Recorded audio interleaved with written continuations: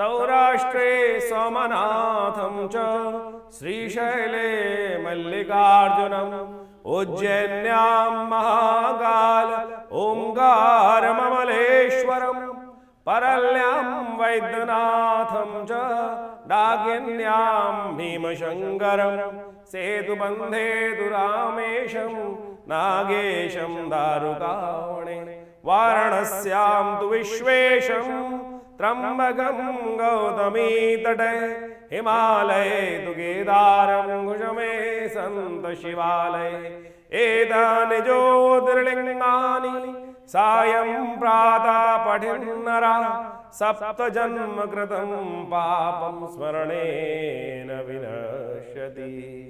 नमस्कार, स्वागत है आपका आचार्यवाणी में। मैं आचार्य डॉक्टर विक्रमादित्य आपके साथ हूँ। आज का विषय हमारा है मेष राशि वालों के लिए फरवरी के अंत में ग्रह नक्षत्रों का योग किस प्रकार का बनने वाला है। देखिए, मेष राशि वालों, आपकी राशि के अनुसार से परिवर्तन का समय ये दिखाई देता है फरवरी के अंतिम काल में।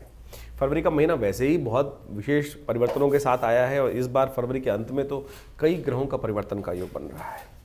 इस फरवरी के महीने में यदि हम देखें तो सबसे पहले कि समझे बृहस्पति महाराज मार्गी हुए, अब शनि अस्त होने जा रहे हैं। आपकी राशि के अंदर एक शनि महाराज जो हैं वो राशि के दृष्टिकोण से देखा जाए तो कहाँ चल रहे हैं? एकादशवें भाव में, लाभ वाले भाव में।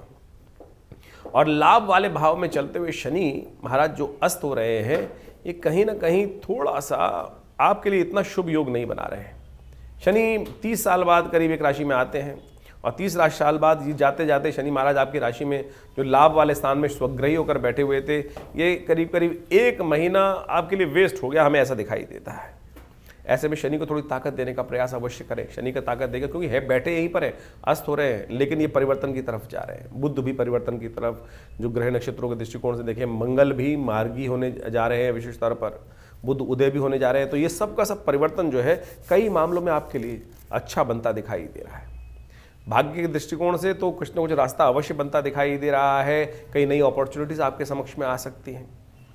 लेकिन जो पढ़ाई करने वाले छात्र हैं, उनके लिए जो शनि खराब करने के योग बना रहे थे कई मामलों में, उनके अस्त होने से विद्या के क्षेत्र में जिनकी मेष राशि है, पढ़ाई लिखाई के एग्जाम के दिन चल रहे हैं, उनके लिए कम से कम ये शनि का अस्त होना कई मामलों में अच्छा भी दिखाई देता है। देखिए, ये ग्रहों का प्रभाव है, किसी कहीं अच्छा कहीं खराब, तो किसके लिए कौन सा अच्छा पड़ेगा, किसके लिए कौन सा खराब होगा परिवर्तन, उसके लिए ज्योतिष पर अध्ययन की आवश्यकता है। तो एक जो प्रभाव है वो हमको समझ में ऐसा आता है कि कई मामलों में अच्छा है, कई मामलों में खराब है।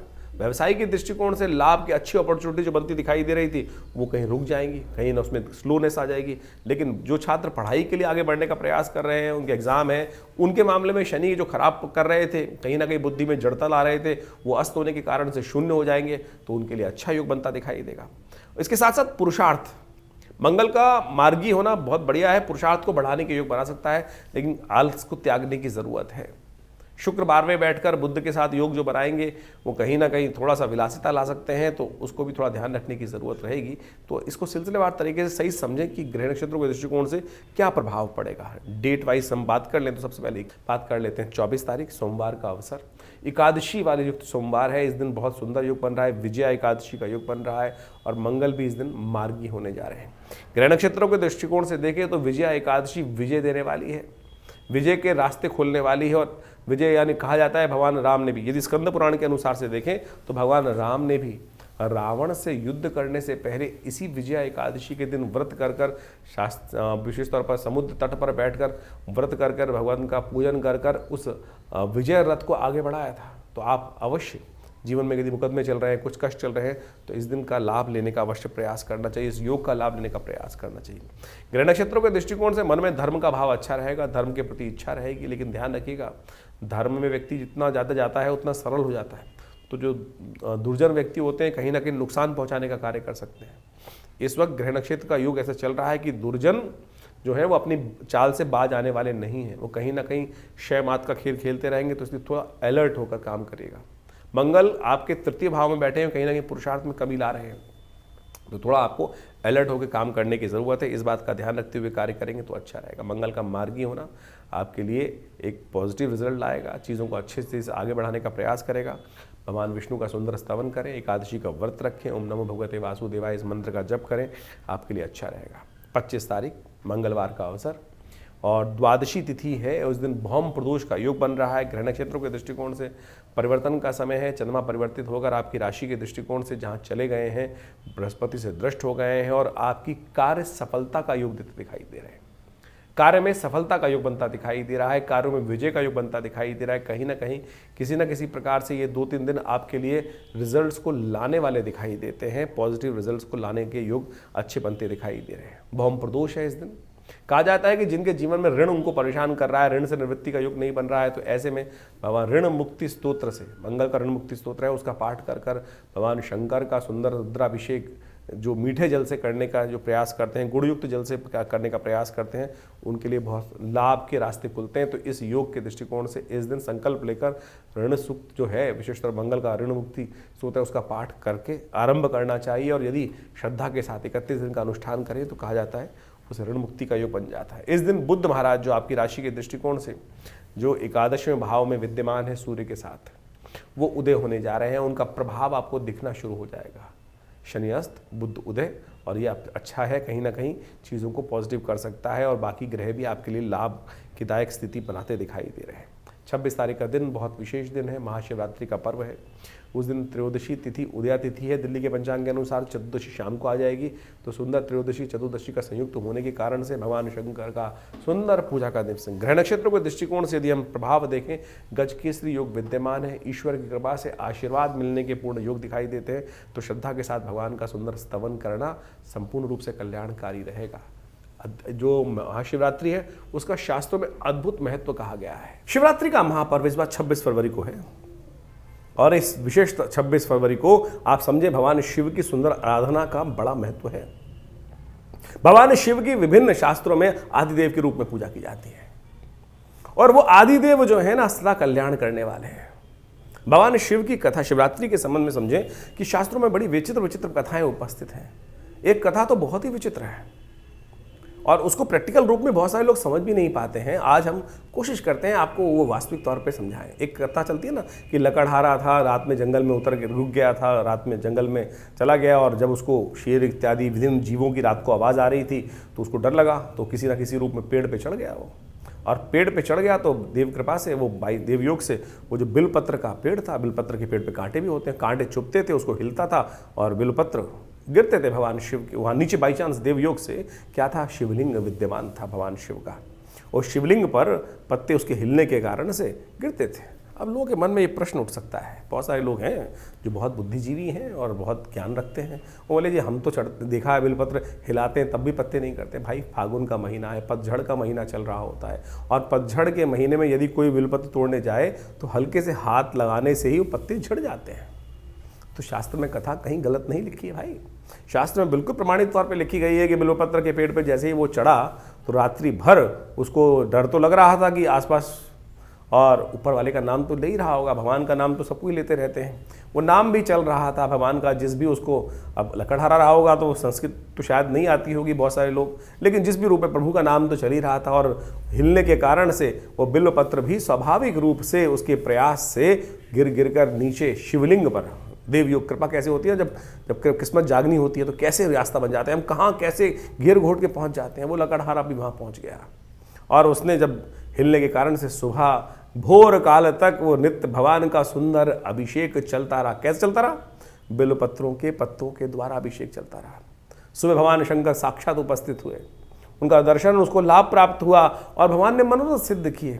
तो आप भी अहरनिश, ये जागने की वेला है, जागरण की वेला है और इस शिवरात्रि की वेला पर यदि बड़ी श्रद्धा के साथ भगवान शिव का जो चारों पहर की पूजा है ना, वो यदि श्रद्धा के साथ की जाए तो कौन सी मनोकामना पूर्ण नहीं होती। ये सत्य माने, समस्त प्रकार की मनोकामनाएं पूर्ण के योग बन जाते हैं। तो आप अवश्य इस शिवरात्रि पर आनंद भाव से जो भी मंत्र याद है, आपको ओम नमः शिवाय मंत्र तो याद ही होगा, लेकिन शुद्ध रूप से कर लें तो बहुत अच्छा रहेगा। कई लोग ओम नमो शिवाय बोल देते हैं, कुछ और बोल देते हैं, कोई ओम लगाता ही नहीं है। मंत्र पंच जो मंत्र है, जो पंचाक्षरी मंत्र है जिसको कहा जाता है, वेद का ही मंत्र है, ओम नमः शिवाय।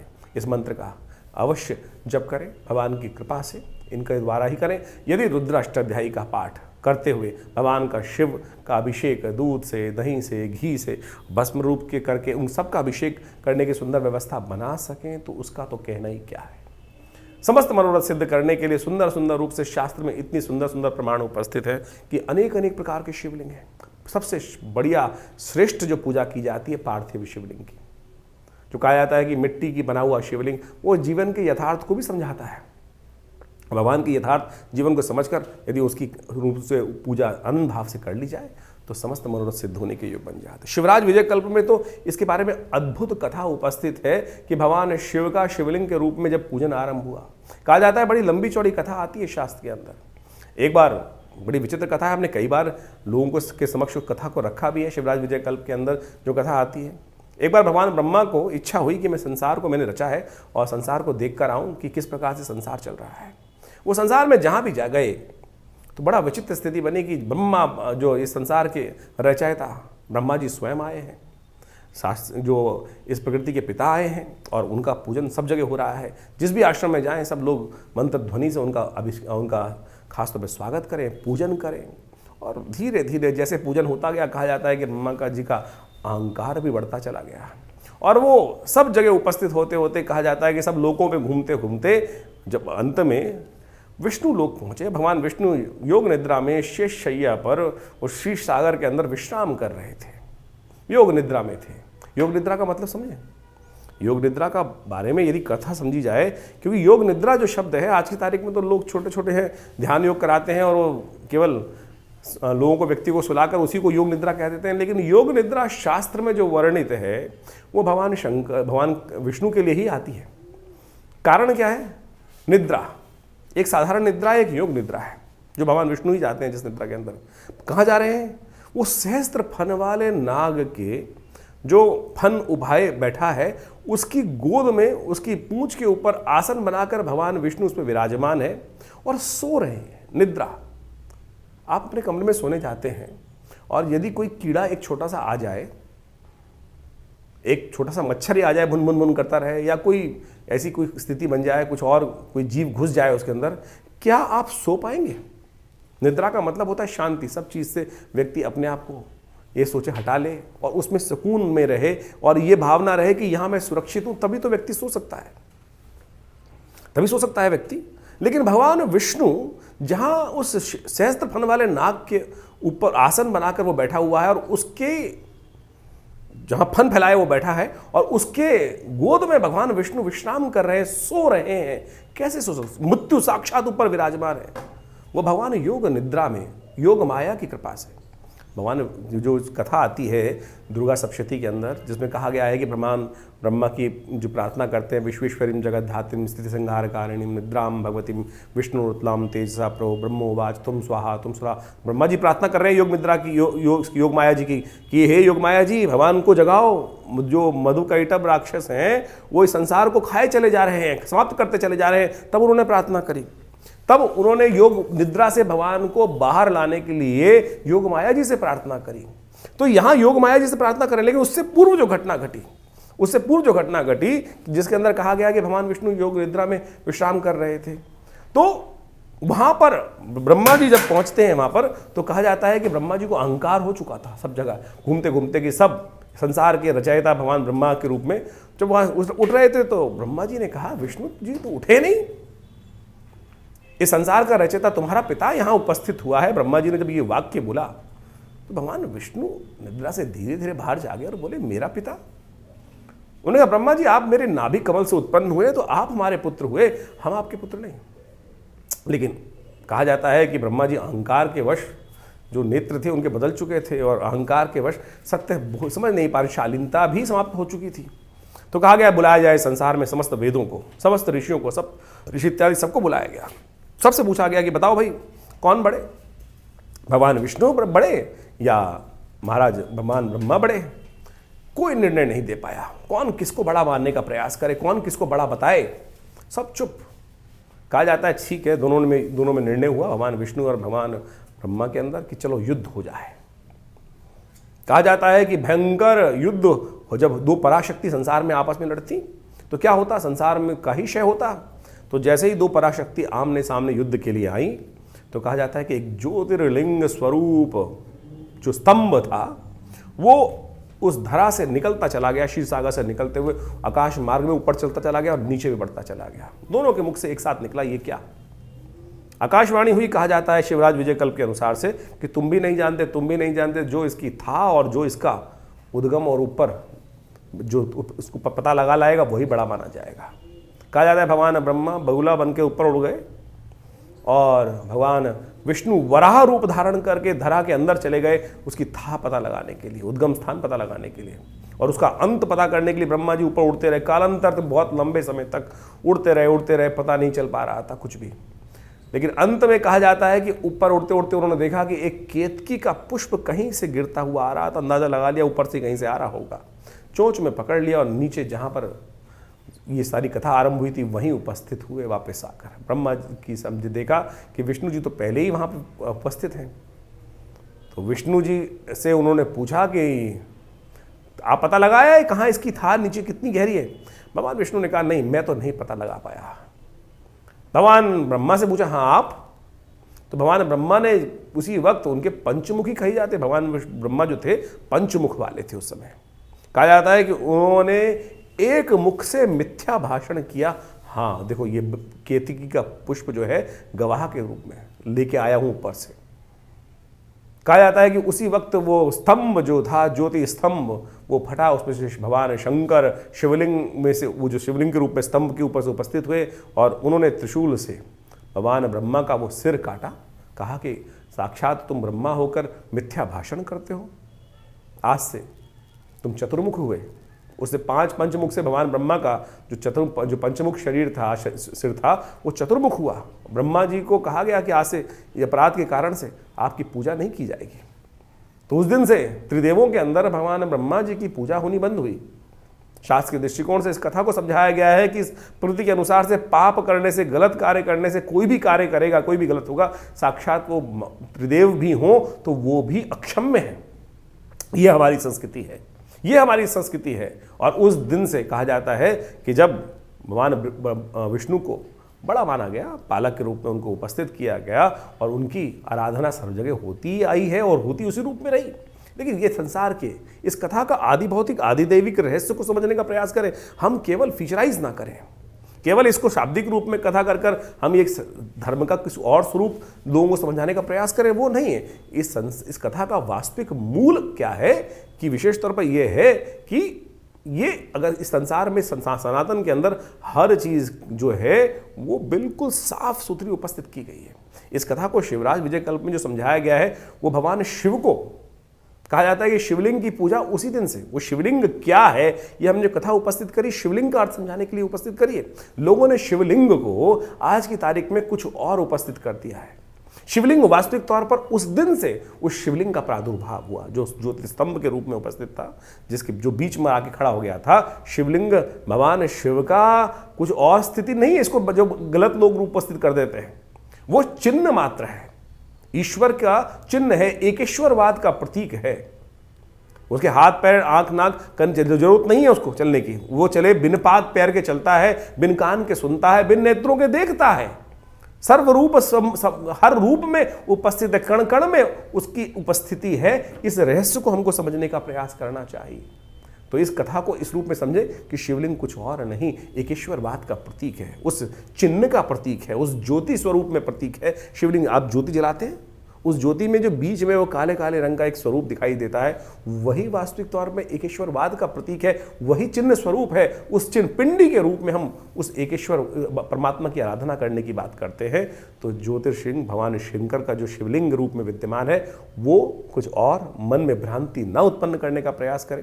इस कथा को यहाँ पर समझाने का बहुत ज़रूरी बात थी, इसलिए हमने इस कार्यक्रम के अंदर, इस संवाद के अंदर इस बात को रखा है। तो आनंद भाव से इस शिवरात्रि के दिन भ्रांति, मन की तमाम भ्रांतियों को हटाकर शिव की सुंदर आराधना करने का प्रयास करें। विवेकानंद योगाश्रम में इस दिन बड़ा कार्यक्रम रखा गया है। आप सब भी पार्थिव शिवलिंग के निर्माण कर भगवान का सुंदर पूजन करने के लिए आश्रम में उपस्थित हो सकते हैं। फोन नंबर्स पे अपना स्थान आरक्षित करके आइए, आनंद रहेगा। तो मेष राशि वालों, आपने समझा कि शिवरात्रि का अद्भुत महत्व है और इस दिन बड़ी श्रद्धा के साथ भगवान शंकर का जो स्तवन करते हैं, भगवान शंकर साक्षात उन पर कृपा अवश्य करते हैं। शास्त्र में इस व्रत का अद्भुत महत्व कहा गया है। और अब बात कर लेते हैं 27 तारीख की। ग्रह नक्षत्रों के दृष्टिकोण से 27 तारीख का दिन बहुत ग्रह का परिवर्तन का दिखाई दे रहा है। अमावस्या तिथि है उस दिन, चतुर्दशी दिल्ली के पंचांग के अनुसार से क्षय हो रही है, अमावस्या का योग बन गया है। इस दिन ग्रह परिवर्तन की तरफ जाएंगे और सूर्य के साथ जो विराजमान हो जाएंगे वो विशेष तौर पर चंद्रमा और मंगल जो बुध हैं वो आगे चले जाएंगे। तो एक रास्ता तो लाभ का दिखाई देता है और एक रास्ता कहीं ना कहीं नुकसान का भी दिखाई देता है। जो आपने कार्य किया है, मेहनत करी है, उसमें कहीं ना कहीं लोग ऐसे हो सकते हैं जो आपको साइड लाइन करने का प्रयास करें, ऐसे योग बनते दिखाई दे रहे हैं कुछ दिन के लिए। तो मेष राशि वालों खासतौर पे ध्यान रखना, जो आपने मेहनत करते हैं उसका क्रेडिट शायद कोई और ले जाने का प्रयास कर सकता है। बुध का ये परिवर्तन विशेष तौर पर शुक्र के साथ जो होने जा रहा है 12वें भाव में, वो कहीं ना कहीं आपका मेहनत का क्रेडिट कोई और ले जाता दिखाई दे रहा है, तो आपको ध्यान रखना चाहिए। अमावस्या है इस दिन, तो अपने पितरों के निमित्त अवश्य तर्पण इत्यादि कार्य करें, ब्राह्मणों को भोजन कराएं, गऊ ग्रास निकालें, ये आपके लिए बहुत श्रेष्ठ कार्य है, उचित कार्य है, अवश्य करना चाहिए।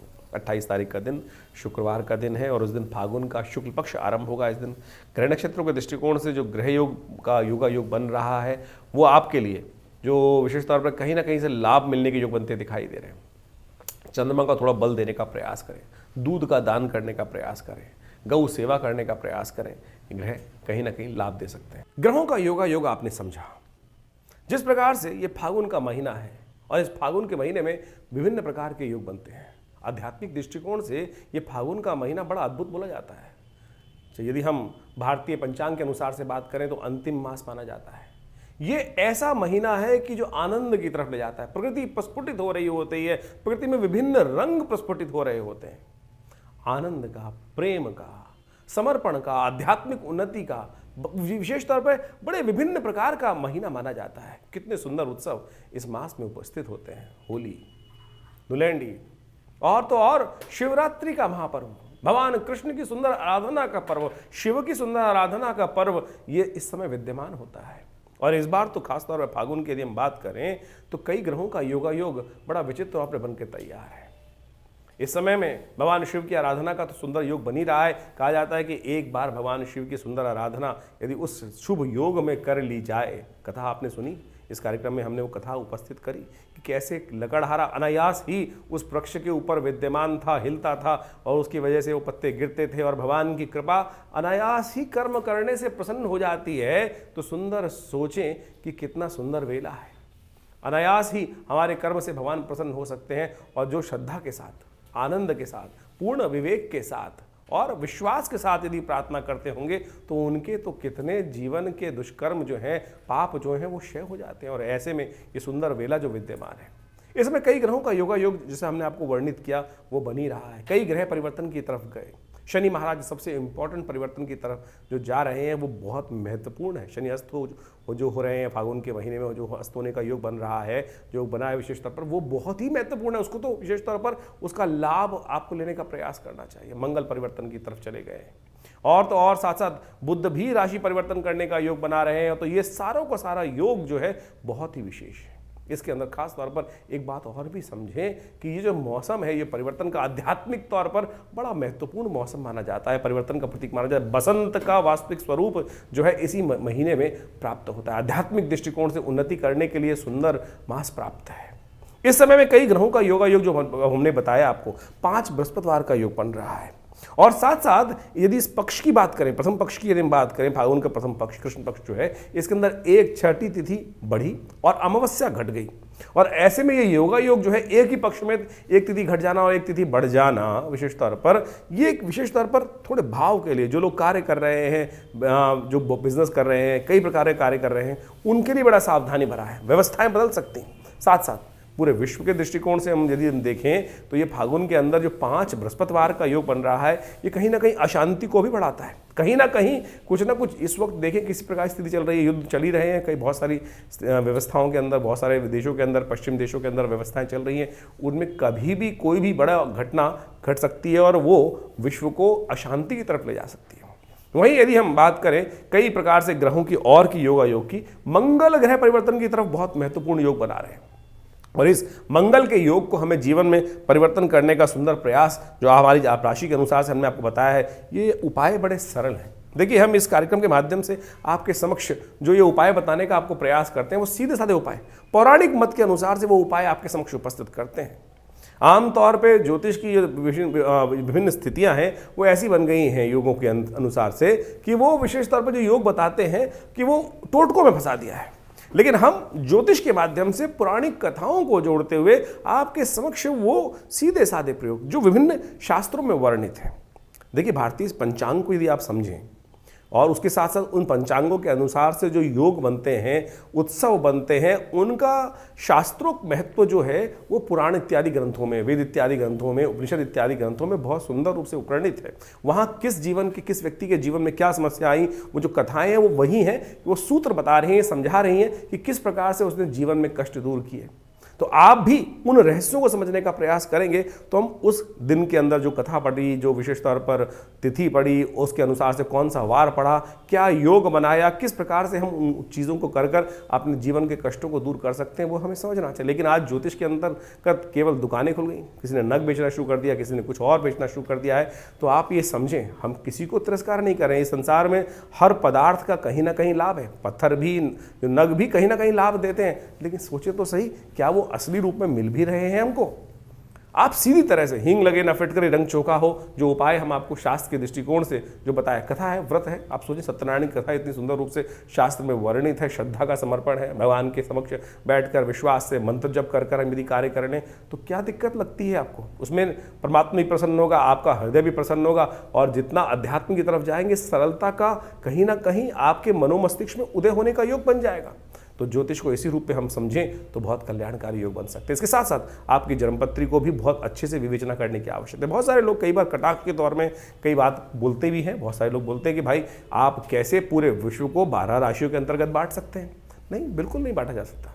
लेकिन ज्योतिष के दृष्टिकोण से कहीं ना कहीं गोचर का जो प्रेडिक्शन है वो तो 12 राशियों के अनुसार ही चलेगा, 12 भावों के अनुसार ही चल रहा है, और उन्हीं 12 भावों में ग्रहों का परिवर्तन का 12 राशियों के दृष्टिकोण से हो रहा है। तो उसका प्रभाव कैसे निकलट किया जाता है? हाँ, इसका प्रभाव ऐसा जरूर है कि जो 8वीं मंजिल पर बैठा है उसको एक अलग प्रभाव महसूस होगा, जो जमीन के अंदर है उसको एक अलग प्रकार का प्रभाव महसूस होगा, जो जीवन में जिस आयाम पर है, जिस विशेष तौर पर छोटा है, बड़ा है, गरीब है, अमीर है, उसके अनुसार से उसके परिवर्तन, यानी उसकी जन्मपत्री में किस प्रकार के जब जन्म हुआ, किस प्रकार के योग बन रहे हैं, कौन सी दशाएं चल रही हैं, किस प्रकार से ग्रहों की बेसिक स्थिति है, षडवर्ग में शुद्ध है कि नहीं है, षडबल उसके अंदर किस प्रकार का विद्यमान है, जो विशेष जन्मपत्री को जो इंटरप्रिटेशन करने के लिए जो स्थिति बताई शास्त्र के अनुसार से बताई गई है, उनकी भी बहुत बड़ी महत्वपूर्णता रहती है। तो उसके लिए हम समय समय पर आपके साथ बहुत सारे चैनल पर जुड़ते रहते हैं, और बहुत सारे लोग अपनी समस्याओं का डिस्कशन करने के लिए आश्रम पर आते भी रहते हैं। तो आप भी इस ज्योतिष को बड़े व्यापक रूप से